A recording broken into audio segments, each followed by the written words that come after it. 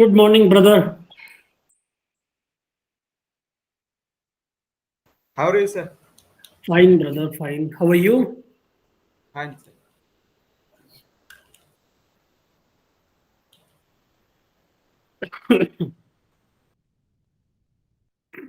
Today, I propose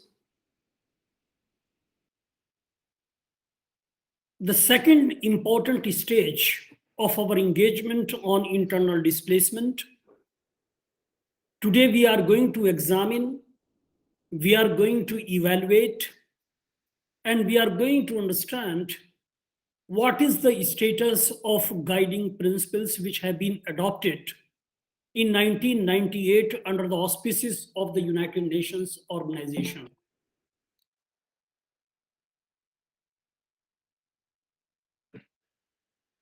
So far, the status of guiding principles on internal displacement is concerned, my dear friends, three important points should never be forgotten. Number one is that 1998 UN Guiding Principle on Internal Displacement and Authoritative Consolidation of Rights. We find in these fundamental principles on internal displacement, and this instrument is basically a consolidation of rights of internally displaced persons or internally displaced people or IDPs. Number one. Number two is that 1998 Guiding Principle on Internal Displacement is not a substitute for other instruments. There should not be any kind of a confusion so far the status of these guiding principles are concerned or is concerned. What is important is that we should keep in mind that these principles are not a substitute for other important, significant instruments, whether these instruments are hailing from international human rights law, whether these other instruments are international humanitarian law, international maritime law, or international constitutional law. What is important is that these are not substitute for other instruments. Point number three, these basic and fundamental principles which have been adopted in 1998 as guiding principles only provide guidance on the applicable rights. It means, and this is my fundamental understanding, my dear friends, and I draw your attention, and I am emphasizing this particular point, that 1998 guiding principles or UN guiding principle of internal displacement must be taken as a preamble to all sorts of rights which are available to the citizens of a particular geopolitical entity in these kinds of situations, the situations of internal displacement, the situations of mass exodus from one place to another place within the boundaries of their homeland, and other important protracted situations where we find environmental displacement, development induced displacement, humanitarian displacement, or any kind of generalized violence induced displacement, or displacement because of the foreign aggression, in displacement of because of some kind of a conflict, violence, and disturbances of a general nature, where it has been necessitated that the people have been moved from one place to another important place, or other what you call place within the geopolitical entity, or within the four walls of their nations. So these are the three important points. And the point number three, which I have emphasized and presented for your consideration, my dear friends, constitute a very, very important dimension, with responsibility, with authoritatively, as per my experience, of more than 24 years of teaching international refugee law, I am of the view that these 1998 UN guiding principles on internal displacement is a preamble to international human rights law, to international humanitarian law, to international constitutional law, to international, maritime law, and other important, as well as international criminal law, and other important, interdisciplinary approaches by which we try to accrue certain other important rights, including diplomacy, foreign relations, sociology, and we try to locate the sociological place of these internally displaced people. So cumulatively speaking, my dear friends, these fundamental principles, these fundamental guiding principles adopted by the United Nations General Assembly and have been approved and approbated at the same time by ECOSOC and other important what we call bodies. In addition to 2009, a regional convention, that is Kampala Convention. I would also be coming to that also subsequently, but these are the three important points which should not be forgotten. So far, the status of these guiding principles is concerned. So this should never be overlooked. Let me take you further. Is it okay as of now? You understand what is the importance of preamble? My friend from Faculty of Legal Studies is well equipped in his understanding, or might be understanding what is the importance of preamble. So if you understand the preamble to the Constitution of India or the Constitution of Bangladesh, then you would be in a better position to appreciate my line of argument. But if you feel any kind of a confusion, I am here. I will dispel and I will further submit more clarifications if required.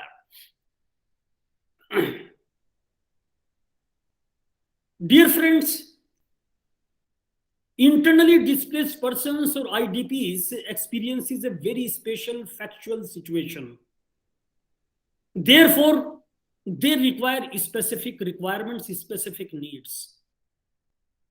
Guiding principles of 1998 restate in more detail those legal provisions which respond to the specific needs of IDPs and make explicit guarantees protecting IDPs that are inherent in international humanitarian law as well as international human rights law. My dear friends, 1998 UN Guiding Principle on Internal Displacement is not a binding instrument, but a highly authoritative document which is having some kind of a constitutional trust, moral conviction, and customary international law obligations. And it is well recognized under the, so far their customary international law nature is concerned, so far its just cogence nature is concerned, so far it is recognized as one of the most important preemptive norms of international law. So it is well recognized under the law of treaties. I am talking of the 1969 UN Convention on Law of Treaties, that is popularly known as VLCT. So even if you take into account from Article 40 of Vienna Convention on Law of Treaties of 1969 and go up to what you call, up to Article 62, you will find that entire philosophy of a just cogence has been appreciated, and these fundamental principles or guiding principles over the years have also attained the status of, some of the principles have attained the status of preemptive norms of international or customary international law or international law. Another important argument which is generally advanced in understanding the status of the guiding principle is that the fundamental purpose of the guiding principle is the prevention from displacement. It means there should not be any kind of arbitrary displacement, because When we are talking of prevention from displacement, we are basically talking of that there has to be a prohibition of arbitrary displacement based on policies of apartheid or ethnic cleansing, particularly in situations of the armed conflict, unless the security of the civilians or imperative military reasons so demand, there should not be any kind of human displacement. And in cases of the large scale development projects, my dear friends, not justified by compelling public interest, there should never be what we call any kind of arbitrary displacement. If there happens to be any kind of arbitrary displacement, it is bound to happen because of the what we call of large scale development projects without any kind of a justification.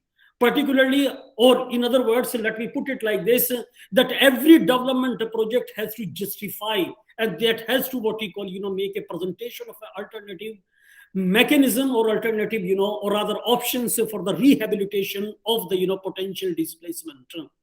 In cases of natural disasters or in cases of the man-made disasters, unless the safety of the persons require their evacuation, there should not be any kind of human displacement, or there is there should be prohibition of arbitrary displacement.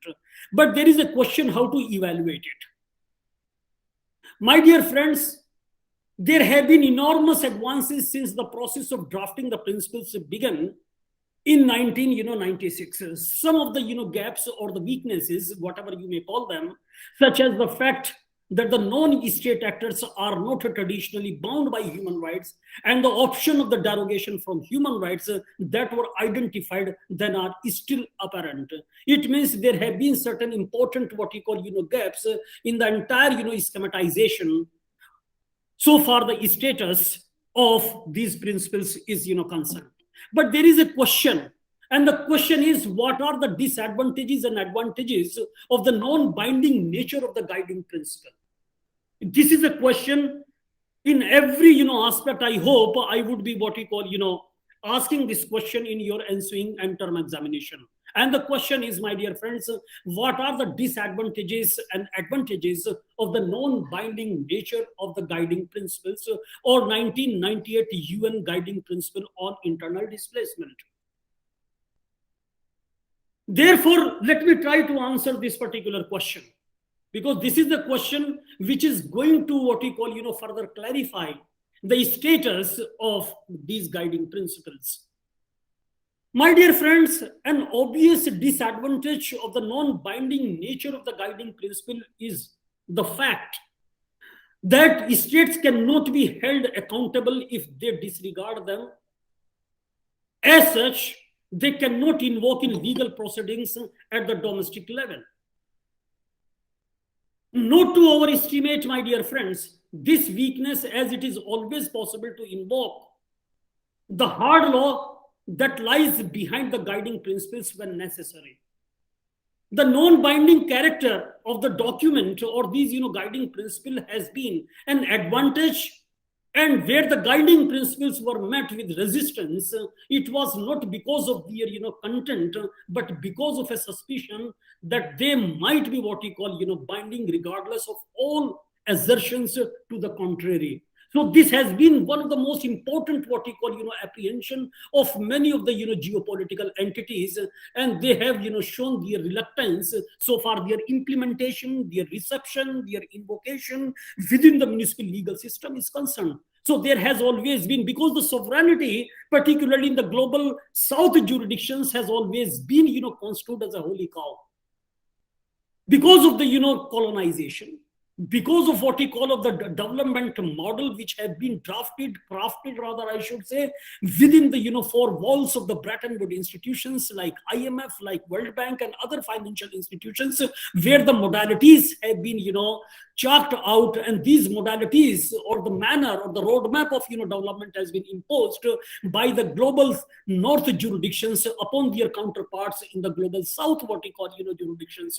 So that has created some kind of a confusion, and that should never be what we call trusted as per the estimation of the the democracies, the new what we call new democracies, or the new what we call freedoms which have been attained in the, or particularly rather I should say, in the post-decolonization era, there has been some kind of a trust deficit so far international relations are concerned, and that has been one of the most important factor responsible not to what you call invoke these guiding principles as one of the most important facet designed for aid and advice as well as the humanitarian aid from the international what we call challenge within the geopolitical entity in situations of IDPs.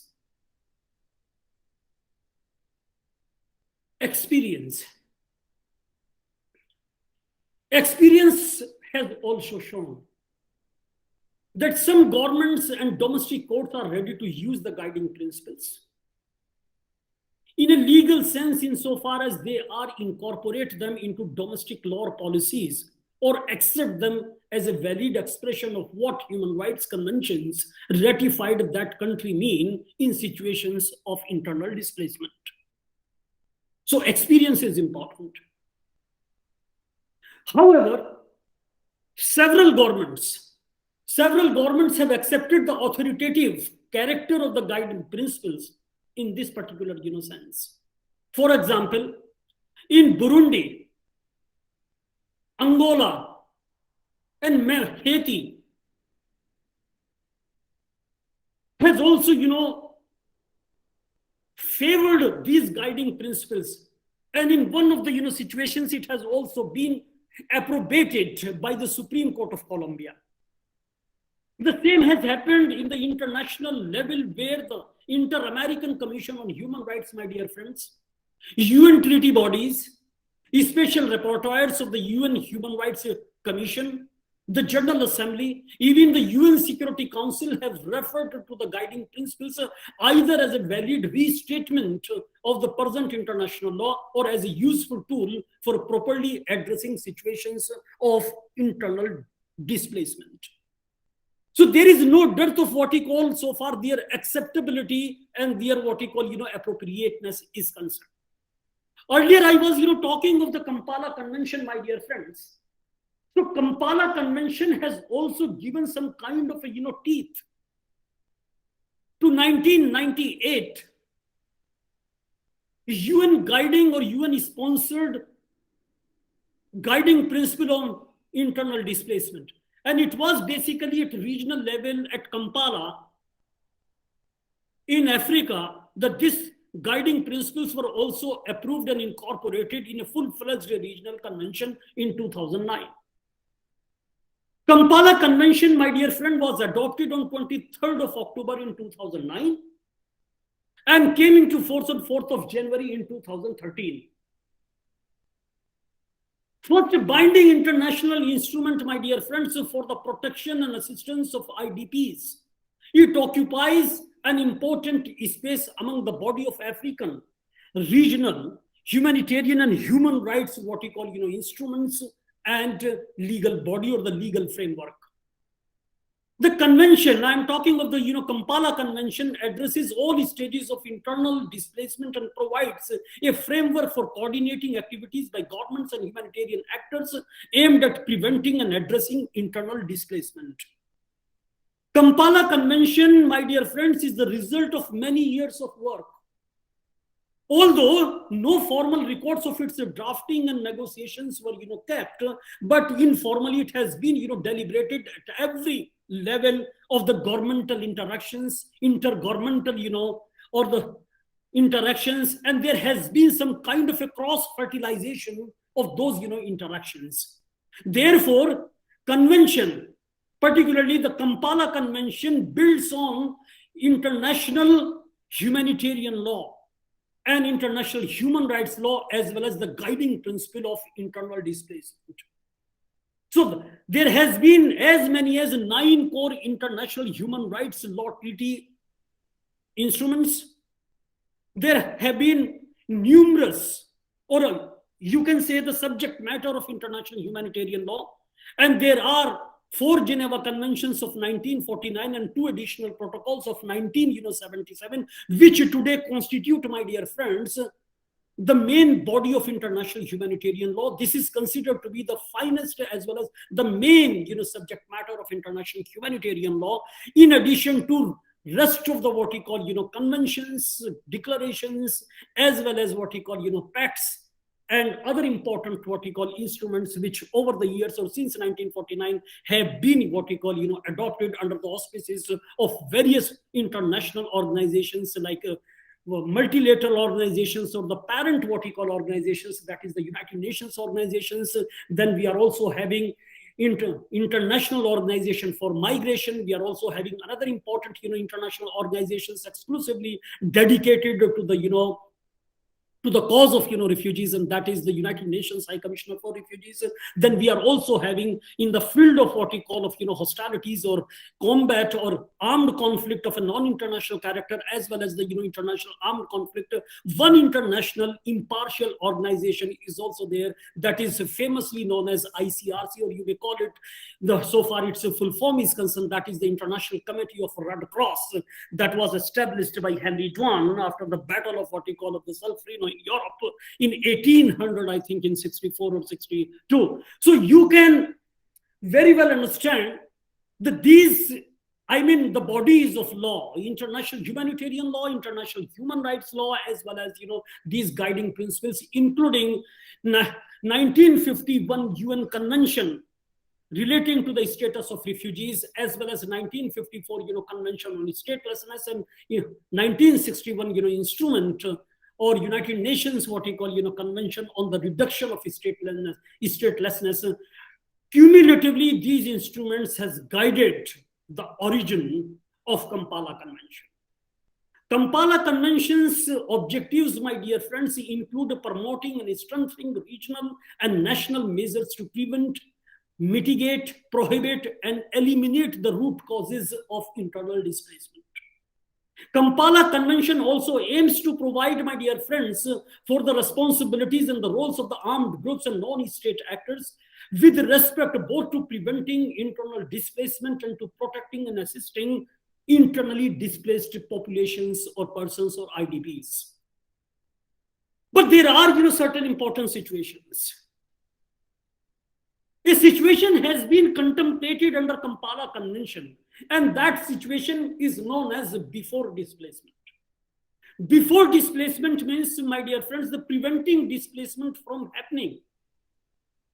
One of the aims of the Kampala Convention is to prevent displacement, and it prohibits arbitrary displacement and requires states to take preventive measures to protect people from displacement in line with their obligations under international law.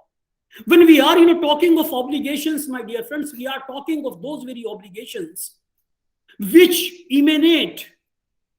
originate from international human rights instruments or international human rights treaty obligations. And we are talking international humanitarian law treaty obligations and other important relevant what we call treaty obligations germane to internal displacement.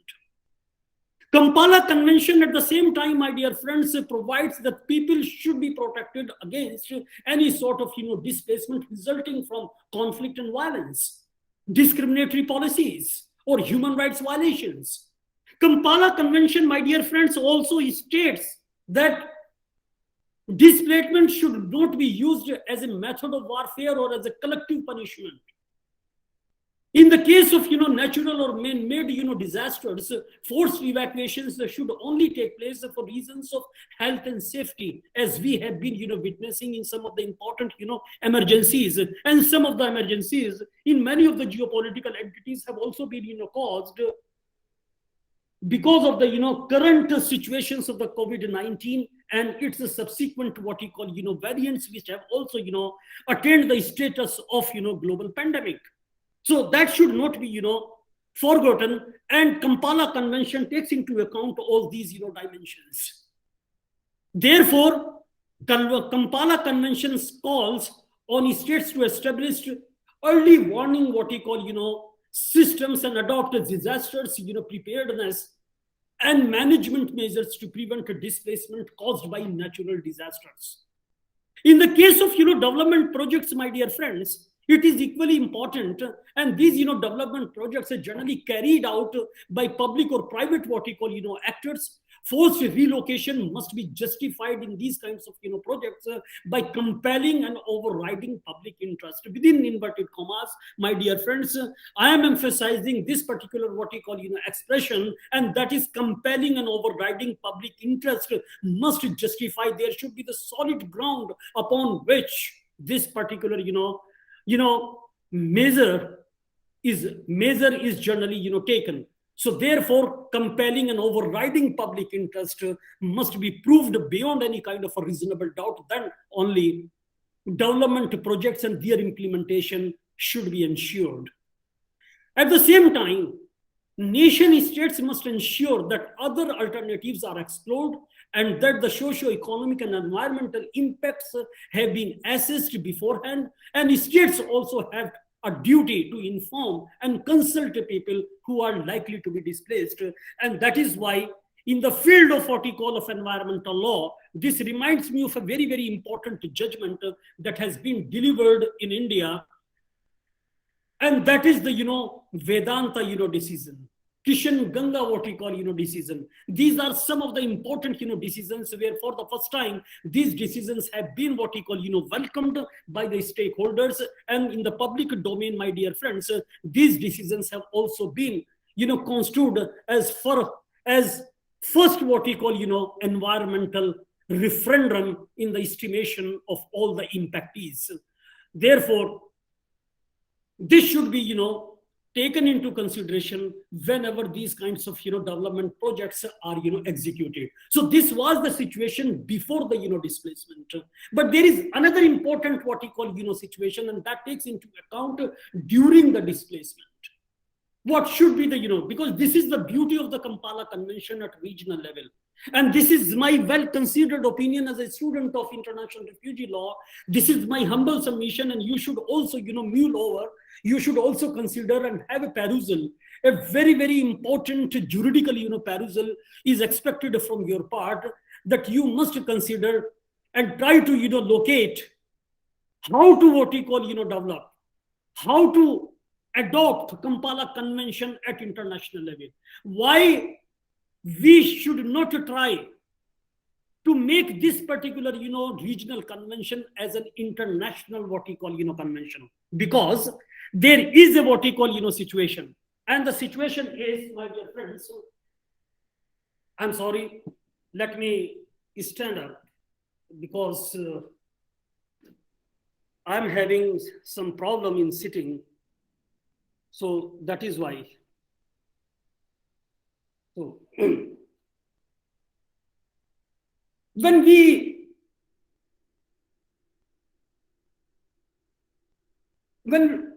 try to talk of Kampala Convention and we try to evaluate the beauty of this particular convention, what kind of safeguards, safety walls, firewalls, and what kind of safety measures have been contemplated. And these safety measures are basically taking into consideration how to execute and how to preserve the dignity and human rights of the internally displaced persons, and that too under the garb of what we call of application of international law. So that should be that must also be pondered over. I have posed a very, very important, relevant question. And from the history of international law or international human rights law or international refugee law, we are having a very solid example.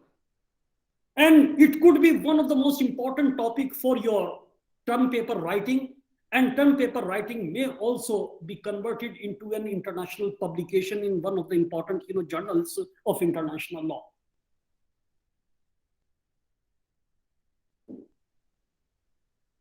Immediately after the conclusion of the Second World War, this is the point which I have already pointed out in my first submission.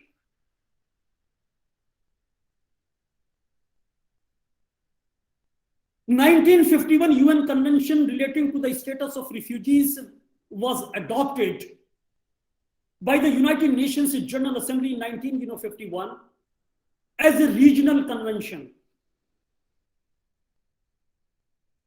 which was exclusively directed to address the problems of European refugees. And that is why one of the most important allegations that still, stands, and it is alleged by the Global South, jurisdictions against this particular, convention, that is the Refugee Convention of 1951, that it is a Eurocentric convention.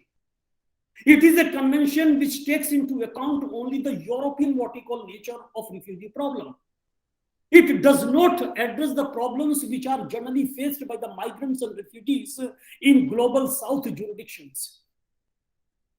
Therefore, the factors which are responsible for displacement, uprooting, and refugiehood in the Global South jurisdictions have not been addressed within the schematization of 1951 Refugee Convention, or the convention that was adopted to determine the status of the European refugees.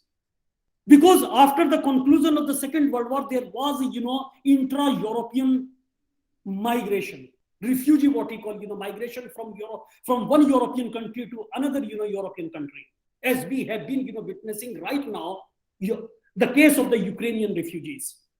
So if you take into account this particular, convention, and which was made in 1967 by adopting an additional protocol to 1951 convention, and this convention has been what we call recognized as an international, convention. So in this kind of a, situation, my dear friends, it is important that we can apply the same kind of a yardstick to the Kampala Convention of 2009.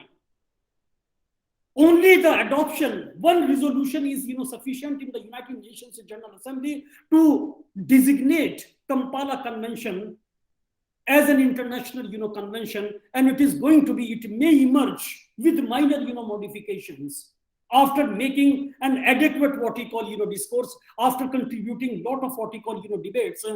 The same convention could become, my dear friends, as an international convention on international or internally displaced persons. And there is no requirement, my dear friends, to have a separate what we call, international treaty. So we are having already in public domain some kind of a guidance in the form of, Kampala Convention, and therefore it is going to be our fundamental, understanding that tomorrow there is every possibility we may have some kind of a what we call, importance of adopting this particular, convention as one of the most important, addition so far, or the protection so far, the problems and rights and dignity and other important, facets of internally displaced persons are concerned. Because we should not what we call, forget, my dear friends, that European refugees, it has been felt when 1951 convention was, adopted, it has been felt by the international community that rest of the refugees are also facing the same kind of a problem. So at least there happens to be some kind of a, law when it was, made universal, international, and global by adopting an additional protocol of 1967. Similar yardstick may be relevant in making Kampala Convention the international one, the universal one, the global one. Now, I again take you to another important, situation, again regarding the, Kampala Convention, and that situation is during displacement. What should be done? What kind of, promises, what kind of needs, what kind of requirements, safety measures, and other important what we call needs have been taken into consideration. My dear friends, during displacement, Kampala Convention provides that states have the primary responsibility for providing assistance to IDPs. IDPs are obliged to access their needs and vulnerabilities, and particularly those of the host communities. And these host communities must also be what we call empowered to assist internally displaced persons and to provide adequate assistance. At the same time, internally displaced persons are entitled to the full protection of their rights on the same basis as other citizens and residents of the country. IDPs should not be discriminated against on grounds of their displacement or any other grounds such as their what you call race, ethnicity, or political affiliation, membership of a particular social group, or any other extraneous or ulterior what you call consideration, like racism and other important facets. There should not be any kind of a discrimination. These are the measures which must be reflected during the displacement as per the mandate of the Kampala Convention of 2009. There is another important stage that has also been contemplated under the Kampala Convention, and that stage takes into account ending displacement. How to end a displacement? So before displacement, during displacement, and ending displacement. In this particular phase, my dear friends, the Kampala Convention calls on states to seek lasting solutions to internal displacement. And Kampala Convention on this particular point, my dear friends, how to end internal displacements, states that internally displaced persons have the right to choose freely between returning home, integrating locally in areas of displacement, or relocating to another part of the same country. For each of these options, my dear friends, states are responsible for ensuring that the conditions are satisfactory, congenial, and sustainable for their rehabilitation, if they are willing to what you call accommodate themselves and choosing one of the options for their rehabilitation. Therefore, as per the Kampala Convention, my dear friends, internally displaced person must also be provided with information allowing them to make a free and informed choice on whether to return, integrate, or relocate elsewhere in the same country. But one of the most important and tricky questions remains to be addressed, and that is, and I hope you might be agitating to pose this particular question, and that is implementation. How to implement?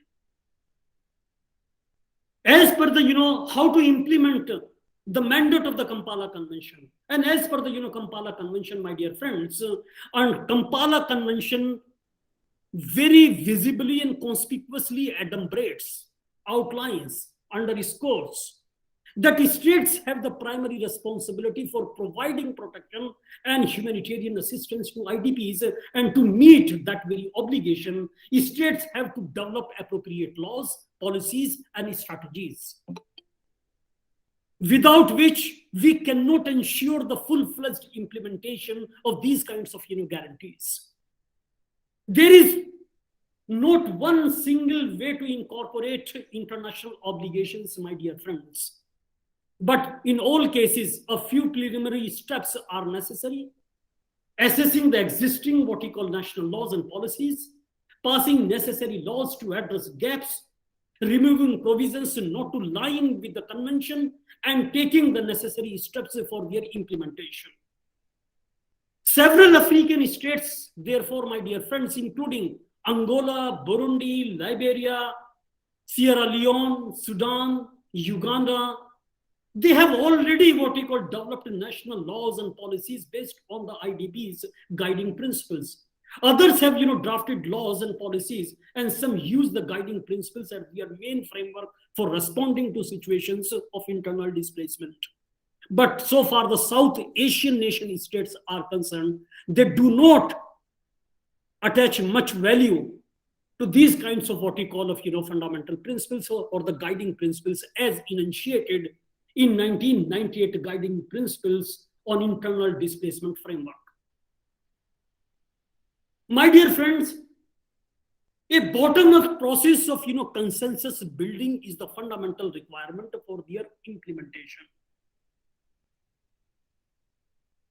And that what we call poses a question. And the question that comes to my mind is, how did it come about that states were able to overcome their initial reluctance to endorse the guiding principles? My dear friends, the answer to this question lies in the bottom-up process of consensus building during the past what we call several years. Ultimate foundation of international law. Let me put this like a question. Let me reframe it.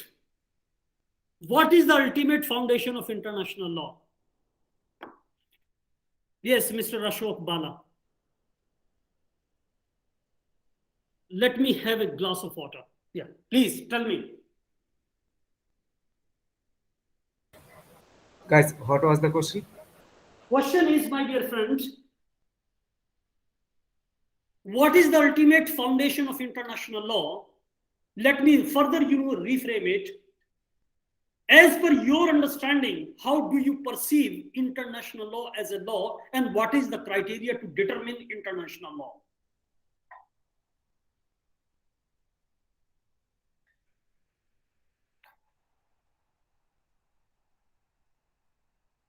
Anybody else? Yes, Mr. Muntashir Mahmood. After a long time, I am meeting you. Please. Do you Sir. have any input? As you know, international law, we can say it comes from a agreement among different countries, or different, even in organizations. Yes, I understand. Yeah, Mr. Amin. Yes, sir. Yeah. So the question was like, what's the humanitarian international law like that? I forgot it. Yeah, my question is, I'm not able to recall what exactly the language and the semantics of my question. But let me put it like this. What is the basis of international law? Okay, so it's international law. It's a lot of law. It's humanitarian law. It's and then other section as well. So, in terms of international law, I think it might be ensure the whatever it's human rights or what should I say? It's a set of rules maybe, and it's seeking for the humanitarian reasons, and it might be the limit the effects, and also to reduce the conflict between states and also domestic, but I'm not sure. So, Yeah, I understand. I understand. Yes. My dear friend, remember one thing.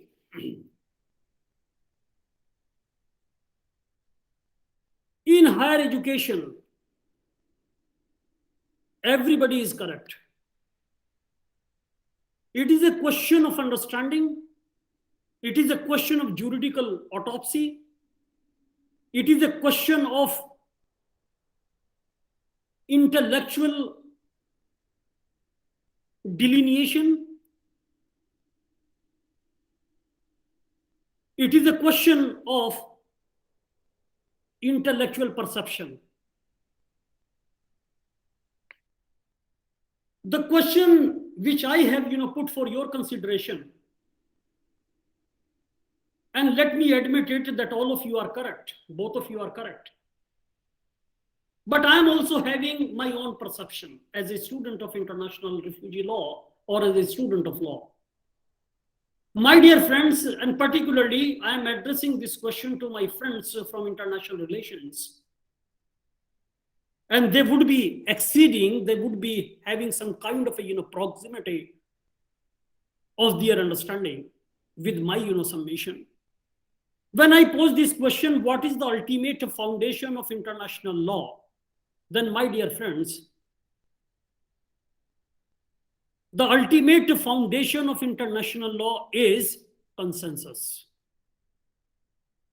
International law, if we have to determine its acceptability, if we have to take into account its province of determination, if we have to take into account the status of international law, so far its recognition, acceptance, implementation, enforcement is concerned, it always, my dear friends, rides on consensus.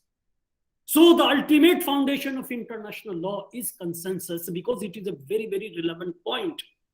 Because there have been some, philosophers, some thinkers who have, rightly pointed out.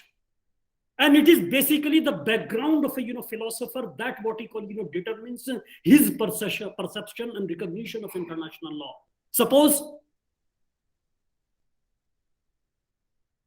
John Austin was of the view that international law is nothing but the positive morality. Something like this. Holland, another important, international law thinker, he was of the view that the international law is the vanishing point of jurisprudence. Host of what you call of, philosophers I can quote. But what is important is, as a student of what you call of, international law, we must try to understand, and for this, we should try to understand one particular, maxim, and that is pacta sunt servanda. If you take into account this particular, proposition that has been, proposed, none else by a very, very towering personality of international law, and that was the Professor Anzilotti. Professor Anzilotti was of the view, my dear friends, that pacta sunt servanda is the basis. And when we are, talking of the pacta sunt servanda, it comes out of a very, very important what we call, delineation, and that is consensus. So ultimate foundation of international law, my dear friend, is consensus. This is not only lies, my dear friends, that at the heart of the treaty law, but it is also the hallmark of the customary international law with its two constitutive elements of the uniform state practice and opinio juris, the conviction that the custom rests on a legal obligation. Therefore, the consensus is also the foundation of the so-called soft law, like, declarations. Whether it is the territorial asylum declaration, whether it is universal declaration of human rights, whether some other form of what we call of declarations. Therefore, we should construe that the consensus, uniformity is also the foundation of the soft law, to which, my dear friends, these guiding principles belong. For example, provisions that are not binding in a strict legal sense, but which nevertheless provide, my dear friend, authoritative guidance on the obligations of states in a specific area of human suffering. That is why there are some very, very specific, challenges before the internally displaced persons. Any questions as of now? Yes, I have a question, sir. Yeah, please.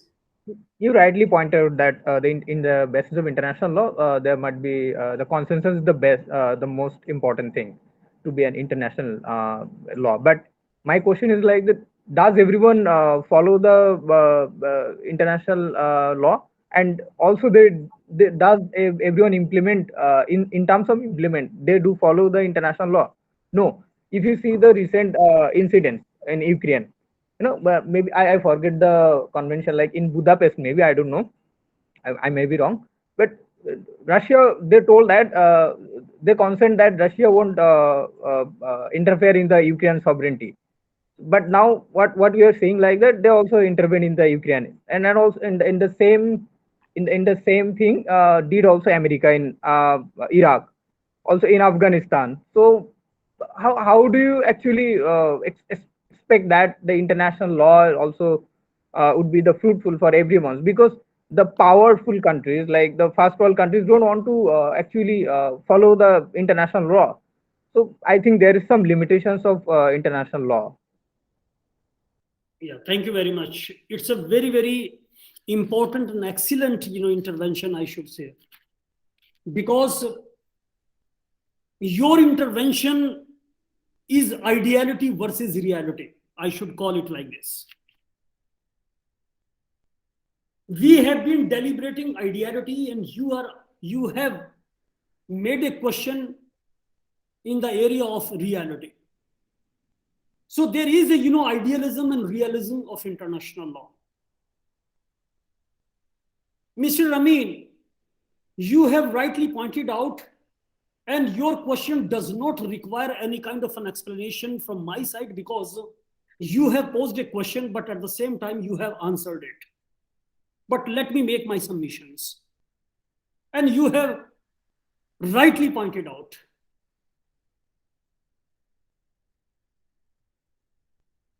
my dear friend, if you study Article 2, subclause 1 and 2 of United Nations Charter 1945, it takes into account purposes and principles of international law, purposes and principles of the United Nations organization, and it also takes into account Article 3 and Article 4, where you will find the idea of sovereign equality. If you read Article 1 up to Article 4 of UN Charter 1945. The idea of sovereign equality has been taken into consideration. It is something which can be equated within the national jurisdictions, the idea of equality before the law and equal protection of laws. All constitutions of the South Asia have been talking of these two important narratives in their constitutional scheme. But in South Asia, all citizens are not equal. All communities are not equal. All castes are not equal. All ethnicities are not equal.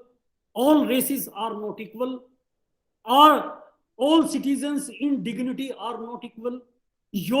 Some citizens are having a better perception of dignity, and some citizens are having a less equal treatment in terms of their dignity. You will find it everywhere. That is the realism. But we, the student of law, in this online class or offline classes, or over the years we have been, except these 2 years, past 2 years, we have always been exposed to the real world of the classroom. And there have been even the teachers are not treating their students equally. There has always been some kind of a different treatment for different students. That is the reality of life. But when we are dealing with this kind of a situation under international law, my dear friends, we are basically talking of fundamental principles of equality, sovereign equality. There are certain fundamental challenges before the international community. Whether it is the Budapest Memorandum, which you have referred, but at the same time, my dear friends, there are some other important treaty obligations. And one of the most important obligation that has been incorporated in the scheme of United Nations Charter. And in this particular UN Charter, my dear friends, the idea of equality of nation states have been solemnized. That has been celebrated. But what is the reality? Even if you take the example of the South Asia, can you equate India with that of Maldives? Can you equate Pakistan with that of Sri Lanka? Can you equate Nepal with that of Bangladesh? You will find the different political weight, military weight, socio-economic weight, natural resources weight. Nation states have been demanding the reshuffling of the composition of the Security Council. Some of the nation states are arguing in their own right that there has to be some kind of a United Nations reform. They have been demanding that there should be a better democratization of the decision making in the United Nations. How decisions are generally taken in the WTO, World Trade Organization, particularly the highest decision making body of the WTO, that is the ministerial conference. How decisions are taken. Do we find any kind of a idea or concept of the sovereign equality that is reflected in the decision making? No, not at all. It is basically the economic weight, military weight, natural resources may. 5 nation states have been demanding, or the BRICS nations are of the view that they should be made the part of the United Nations Security Council with permanent membership and with veto powers. Because the United Nations organizations, including its sister organizations, reflect and they represent the 1945 political reality, and it is 2022, and that does not take into account the political reality or geopolitical reality of 1945. So this is the reality. And what we have been talking of, my dear friends, the ideality. So there is a lot of what we call of hiatus that creates a kind of a flabbergasted situation in our understanding. And that is why a very, very, I should say, a disappointing and distressing situation is prevailing when we are talking of implementation of human rights treaty obligations. Same is the situation in the field of international environmental law. The climate targets, environmental commitments, and what you call, what kind of an atmosphere, what kind of a, clean air, what kind of a, gaseous emissions free world should be maintained. How to implement the, targets which are generally set, have been, set in various, COPs, conference of, parties. Even recently, I also made a reference of the same yesterday. It is basically the political will. It is the military might. You have referred Budapest Memorandum, but it has become the part of the, political behavior as well as the behavior of states that do not what we call, subscribe to the idea of, sovereign equality or the unilateral commitments as well as the bilateral or multilateral commitments to which they have been agreed upon. They do not what we call, carry them out. When President Monroe was there in United States of America, my dear friends, he was of the view that, and that is why on foreign policy, the Monroe Doctrine was, crafted.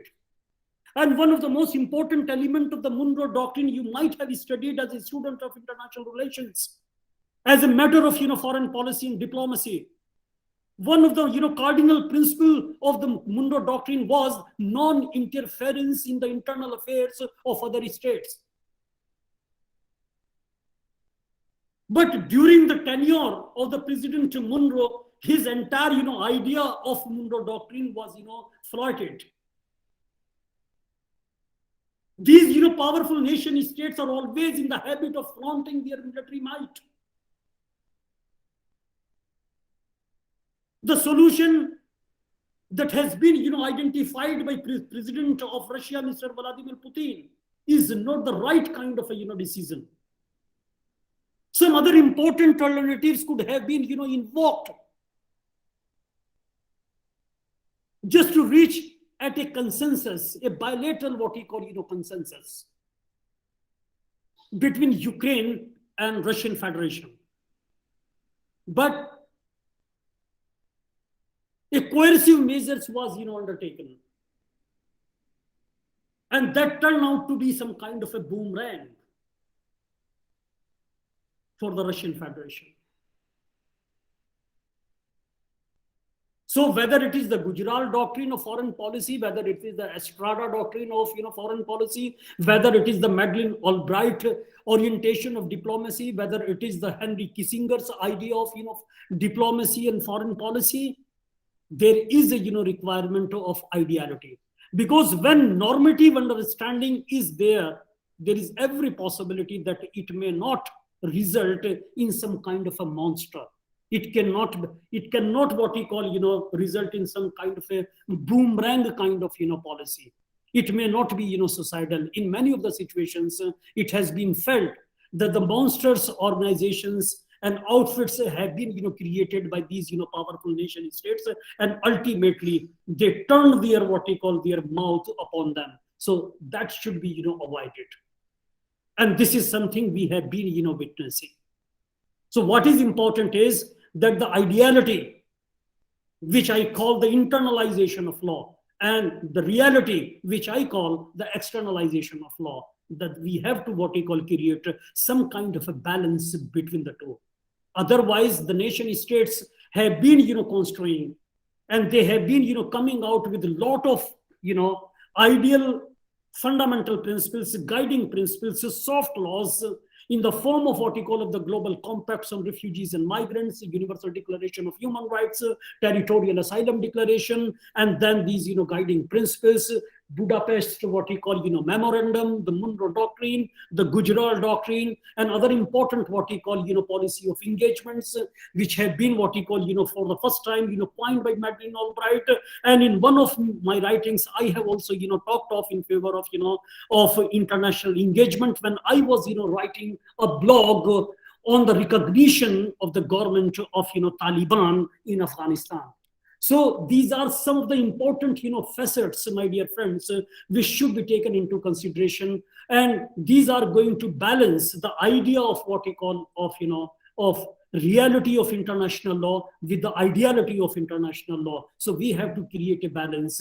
And in between, there are certain fundamental principles of a jurisprudence nature or the customary international law character, which must also be reflected in our international interactions.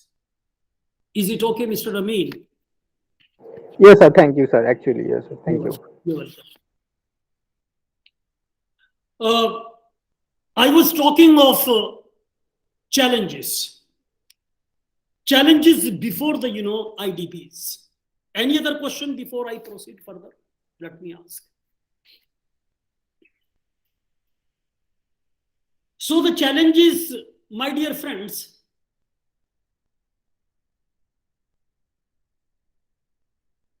or let me come to you. Do you feel, do you contemplate, or are you in a position to highlight some of the challenges? Before the regarding IDPs. Yes. Okay. So the best challenges is the implementation, I think. Before I also mentioned that the implementation. Yes.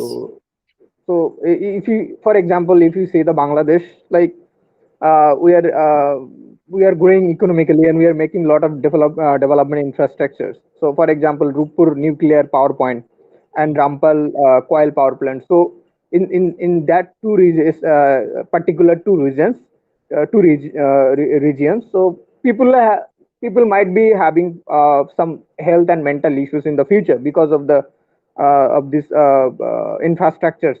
Like the Rampal coal power plant, it will impact in the Sundarbans. It will impact on the climate. But government doesn't actually thinking about the future. What will happen about the local people? They even didn't take any initiative for them that future if it will happen. Or I must say that like they didn't have any case studies over there. So that's the problem, the main problem. And later it will happen like that when the climate change will happen and the problem will happen, problem will arise. Then what they will do actually? They didn't think about that.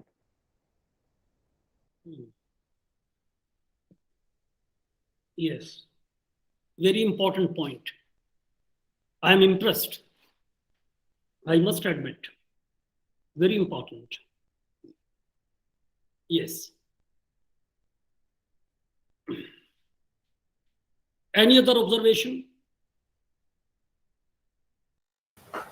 Sir, if we can consider the armed conflict or different type of violence, then Yes.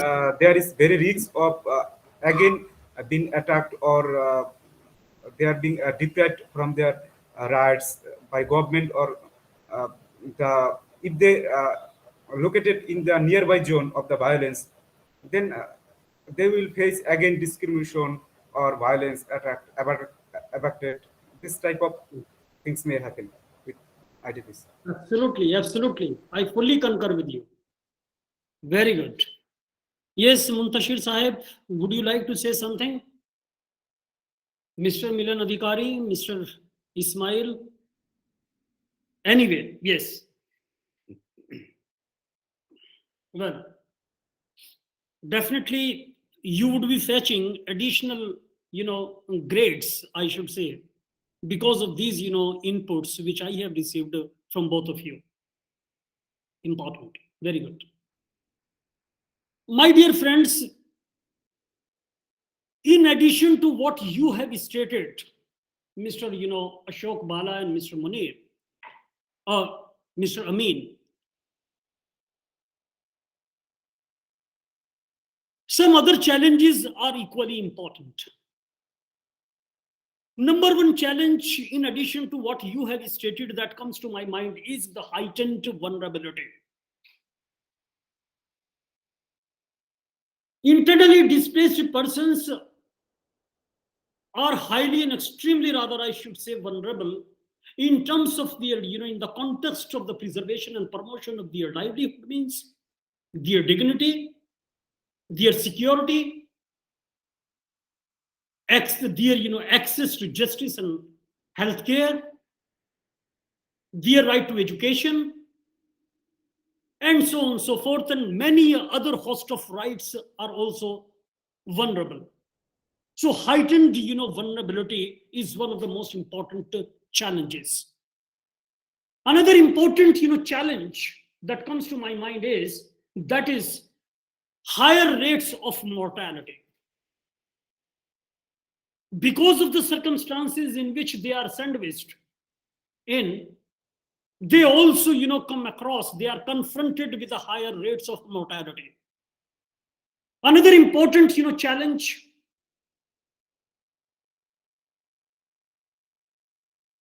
or the challenge number 5th, I should say, while taking into consideration your challenges, I find high risk of physical attack, sexual, assault, and abduction, kidnapping, and the crimes which are generally committed. And these incidents of, crimes and other offenses presently in the refugee camps, particularly the Cox's Bazar refugee camp in Bangladesh, on the international borders between Bangladesh and Myanmar. So we are witnessing all sorts of, crimes are being committed against refugees or crimes committed by refugees against refugees. We have also been witnessing as one of the most important emerging challenge, and that is these IDPs are frequently deprived of adequate shelter, food, and health, what we call, services. Even the IDPs camps are also witnessing the same kind of what we call, problems as are generally witnessed by the refugee camps or the refugees in the refugee camps. We have also been, witnessing the overwhelming majority of people, and these people generally in majority constitute or, composed of women and children. So that is another important, facet of, challenges. Again, there are, challenges like IDPs tend to remain close to or trapped in conflict zones. So conflict and violence is another important what we call, situation where, as Mr. Ashok Bala has also, pointed out and very rightly pointed out. So that is another important. And Mr. Amin, you have also rightly pointed out the nuclear radiation has also been one of the most important factors of internally displaced persons. So the nuclear disarmament is another important, challenge. If we have to save internally displaced persons, or if we have to prevent emergence of IDPs in a given, situation. So that should also be taken into consideration. So my dear friends, you have to ponder over these, challenges, and thereafter you have to come out with certain important promises on this particular, point. Promises in the form of your writings, promises in the forms of, of your publications, your blog writings, your term papers, and other important, contributions which you as a possibility are in a position to contemplate, you should also come out and try to write, sir, contribute and write on these, challenges. Each and every challenge before the internally displaced, populations or persons could be one of the, important writings. So this is what I wanted to submit so far internal displacement is concerned. Another important, facet of our engagement that remains to be deliberated is statelessness. So I would be taking up the idea of, statelessness very positively on the next turn, my dear friends. And during this particular period, I am going to what you call, supplement and provide you with some of the most important, material, whatever the course, structure we have covered. So I should, share the requisite writings, articles, and other important, what you call, contributions on this particular, point. So if you have any questions as of now, so please, most welcome. You can also deliberate upon, this is the time I should, what you call, spare upon your term paper writing, because I have already shared with you some of the important, what you call, points. And one of the emails which I have, received about the STEP LLM standard, that was the, very important, bone of contention in one of the emails. And somebody was, asking about LLM standard. Who has emailed me on this particular, point? Yeah. You have, emailed. Yes.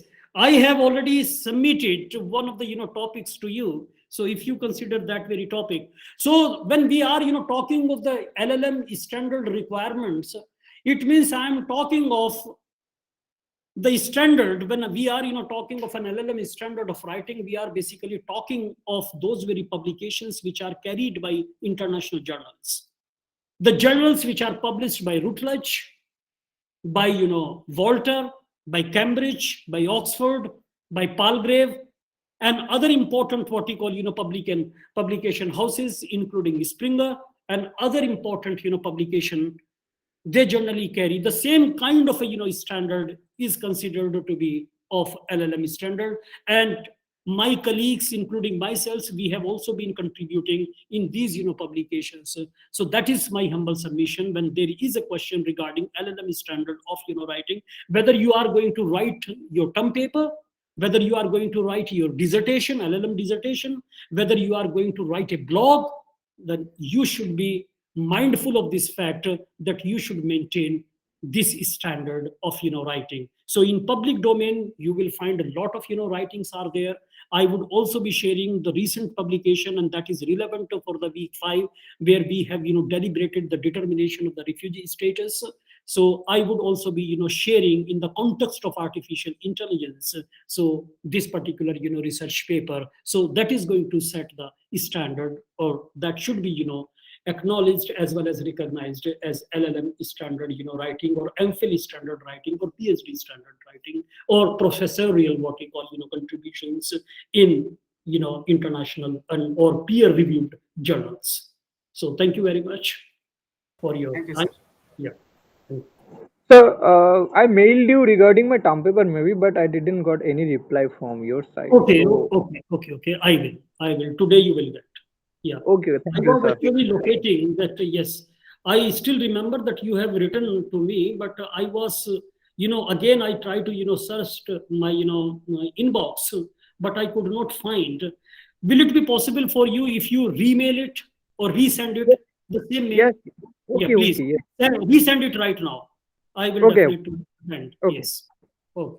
Thank you, sir. Okay. Yeah, you're welcome. You're welcome. Thank you very much. Thanks Thank you, sir. Yeah, you're welcome. Take care, sir. Yeah. Thank you, sir. You're welcome. You're welcome, brother. Thank you very much for attending this class. Bye-bye. Take care.